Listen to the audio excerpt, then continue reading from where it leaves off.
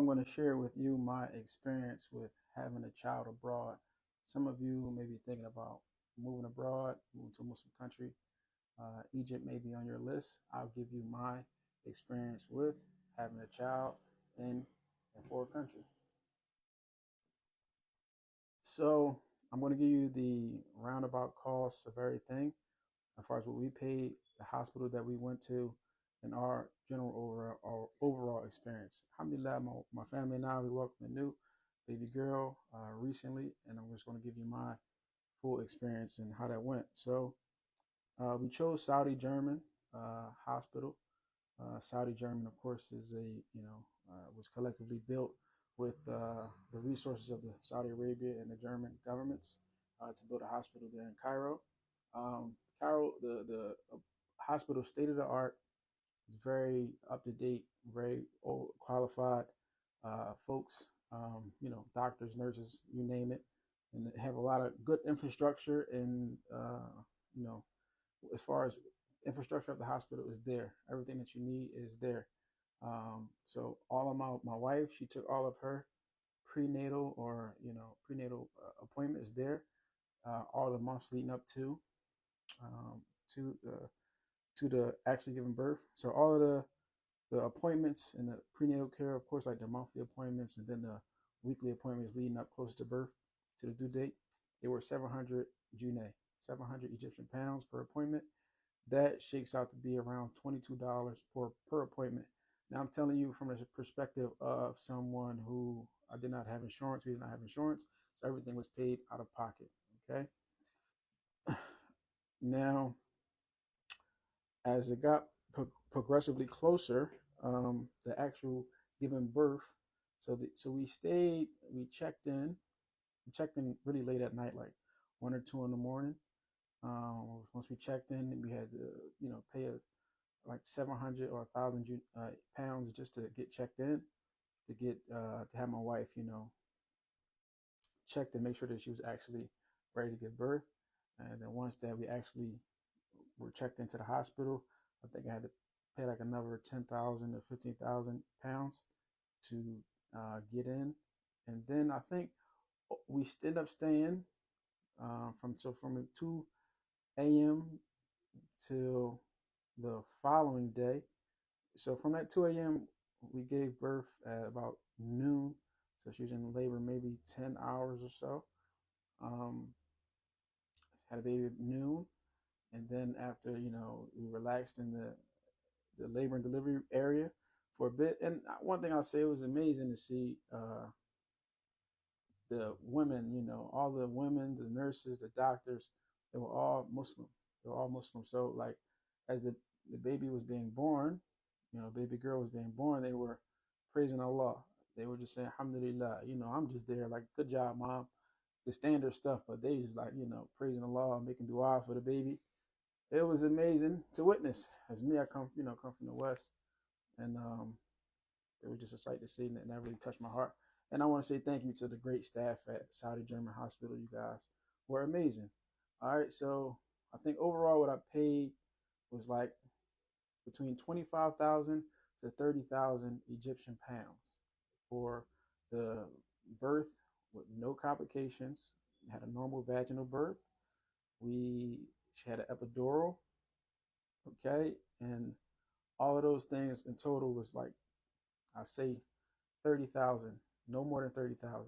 And 30,000 Egyptian pounds converts to 971 US dollars.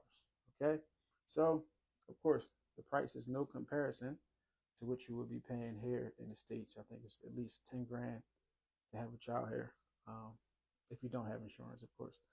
But yeah, so that's very important. That's about the roundabout price of it. We had a great experience there, but the work is not over, okay? So after you have the child, um, you know, the husband and wife, I'm speaking to the brothers now because it's your job, of course. The mother, she just did her job having a baby. It's your job to get all the paperwork together, okay? So after the baby is born, you want to make sure that you have the your marriage certificate, your official marriage certificate, because the hospital won't even release the baby's certificate of birth or of certification of birth without the marriage certificate. They literally will not release that document to you, or likely not even the baby out of the hospital unless you show that you all are married. That you all are in a marriage, a halal marriage, and it's just one of the nice things of being in a Muslim country that they preserve marriage. What Allah has ordained for the men and women to do. Um, so next, after you get the you discharge from the hospital, you have your paperwork in order. Um, a few days after that, now the hospital they give you a like like a certification of birth, but it's not the birth certificate. Okay, so from there you want to go to a certain area or a certain uh, government building to where you register the baby into the system. Okay, and once you do that, once you go to this place, you register the baby. It's like a government building, and then the baby's registered, and they give you the actual birth certificate. But that birth certificate will be in Arabic. Okay, it's going to be in full Arabic. So if you're not fluent in Arabic, you will have to get it translated. So that's the next step. So with about 1 month after the baby is registered into the system, okay, 1 month after that, um, the baby will be like fully into the system, and then you'll be able to go to that government building, and then you'll get the English translation of the birth certificate. Once you have the English translation of the birth certificate, then you have to go to online. If you're an American citizen like me, you have to go online to the U.S. Embassy of Cairo. You make an appointment for the consular birth abroad.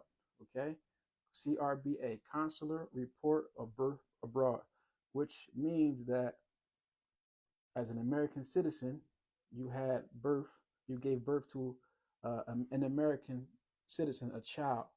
Okay, but that child, of course, because that child was not born in America, they're not initially going to have a birth certificate, social security card immediately because they were born abroad. So you have to get the CRBA, consular report of birth abroad. You have to make that appointment online. Very important. And once you make that appointment online, you also make that passport appointment for the baby simultaneously. Okay? Very, very important things. Don't be one of those people who just pay that, give that no attention. It's very important because you don't want to let 6 months go by and then you have issues where you may have to leave the country or whatever else. So, this is just my experience, is my advice. Um, Having a child abroad has some advantages and some disadvantages. Okay, it's pros and cons with anything in life, but it's very important that, of course, you have to get that consular report of birth abroad, and you get the passport appointment. So online, you pay for the appointment. Um, you pay for the appointment with a debit card or whatever online. It's $100 for the CRBA, and you secure an appointment. And then when you get to the appointment, you pay whatever $130 for the child's passport. Of course, you have to get the child's passport photos taken, and things like that. And also to get the baby registered and get the actual birth certificate, it was a few hundred Janae, no more than 1,000 Janae. So overall, very cost effective. It's not expensive to have your child in Egypt, Cairo, Egypt. This is my experience.